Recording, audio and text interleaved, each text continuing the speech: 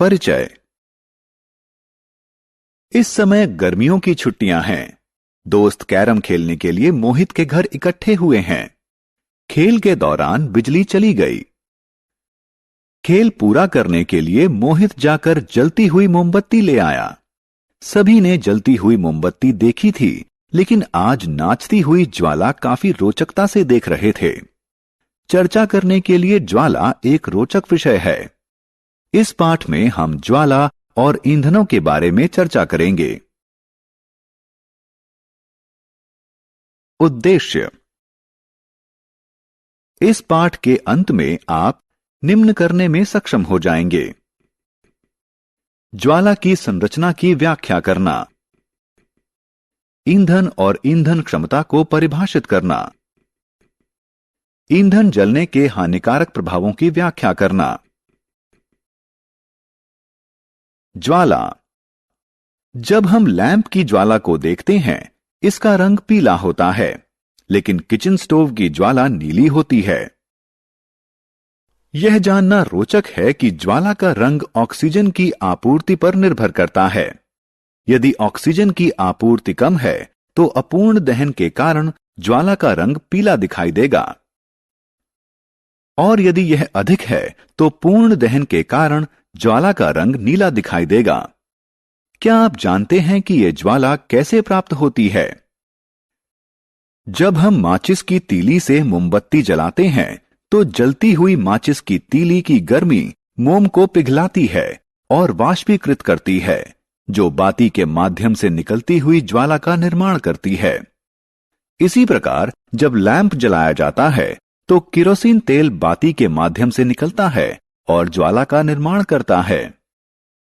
मोमबत्ती की ज्वाला की संरचना। मोमबत्ती की ज्वाला को 3 भागों में विभाजित किया जा सकता है: भीतरी जोन, मध्यवर्ती जोन और बाहरी जोन। मोमबत्ती का जलना। आइए हम रोहन द्वारा किए जाने वाले क्रियाकलाप को देखें। वह कांच की एक प्लेट को चिमटों की सहायता से ज्वाला के चमकदार जोन में रखकर दिखा रहा है। कांच पर पड़े गोल काले धब्बे ज्वाला के चमकदार जोन में उपस्थित बिना जले हुए कार्बन के कणों के संकेत हैं। आइए अब हम दूसरे क्रियाकलाप को देखें। रोहन ने तांबे के एक पतले और लंबे तार को चिमटों की सहायता से ज्वाला के बाहरी जोन में रखा है। तार का यह भाग गर्म होकर लाल हो रहा है। यह इस बात का संकेतक है कि ज्वाला का बिना चमक वाला जोन ज्वाला का सर्वाधिक गर्म भाग होता है। आत्ममूल्यांकन। आइए देखें कि आपने अब तक क्या सीखा। यह एक मोमबत्ती की ज्वाला है। आपको सही विकल्पों को उठाकर उपयुक्त बॉक्स में रखना है।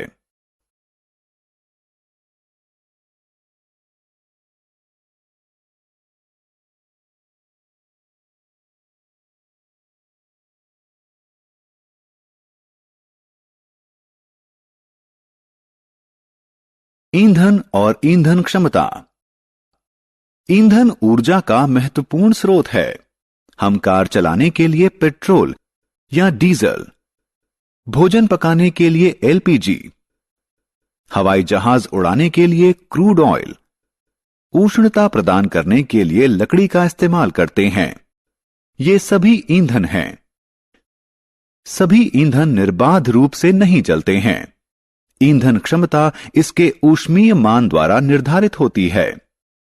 ऊष्मीय ऊर्जा की वह मात्रा जो 1 किलोग्राम ईंधन के पूर्ण रूप से जलने पर उत्पन्न होती है, इसका ऊष्मीय मान कहलाती है, और इसे किलो जूल प्रति किलोग्राम इकाई में व्यक्त किया जाता है। एलपीजी का ऊष्मीय मान लकड़ी या कोयले से ज्यादा होता है, इसलिए एलपीजी लकड़ी या कोयले की तुलना में बेहतर ईंधन है। ईंधन जलने के हानिकारक प्रभाव। ईंधन महत्वपूर्ण है, लेकिन ईंधन की अत्यधिक खपत के कारण पर्यावरण पर हानिकारक प्रभाव पड़ते हैं। वाहनों और उद्योगों से उत्सर्जित होने वाले धुएं में बिना जले हुए कार्बन के कण होते हैं, जो वायु प्रदूषण का कारण हैं।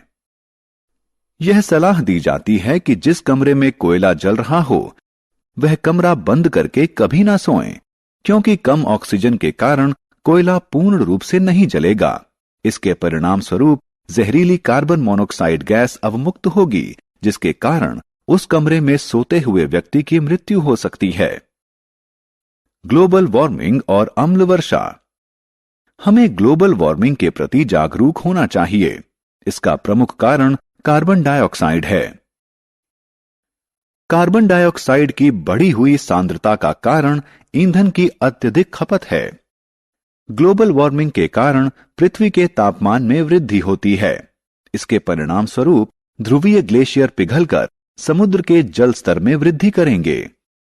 इसके कारण विश्व के निचले हिस्सों में बाढ़ आ जाएगी। वायु प्रदूषण का अन्य हानिकारक प्रभाव अम्ल वर्षा है। ऐसा वर्षा जल जिसमें उद्योगों और पेट्रोल इंजनों से अवमुक्त होने वाले सल्फर व नाइट्रोजन के ऑक्साइड घुली हुई अवस्था में मिश्रित होते हैं। यह त्वचा, मिट्टी, खड़ी फसलों और इमारतों के लिए अत्यधिक हानिकारक हो सकता है। कुछ तरीके हैं जिनके द्वारा हम उपयुक्त ईंधन का चयन करके पर्यावरण पर पड़ने वाले नकारात्मक प्रभावों में कमी ला सकते हैं। इसका सर्वश्रेष्ठ उदाहरण ऐसे कार, बस और ऑटो रिक्शा हैं जो पेट्रोल के बजाय कंप्रेस्ड नेचुरल गैस यानी सीएनजी से चलते हैं। सीएनजी एक साफ और सस्ता ईंधन है। सारांश। आइए हमने जो कुछ सीखा है उसे संक्षेप में दोहराएं। ज्वाला के 3 भाग होते हैं: काला जोन, चमकदार जोन और बिना चमक वाला जोन। ईंधन के अपूर्ण दहन के कारण जहरीली कार्बन मोनोऑक्साइड गैस उत्पन्न होती है। वायु में कार्बन डाइऑक्साइड की सांद्रता बढ़ने के फलस्वरूप पृथ्वी के तापमान में वृद्धि होती है। अम्ल वर्षा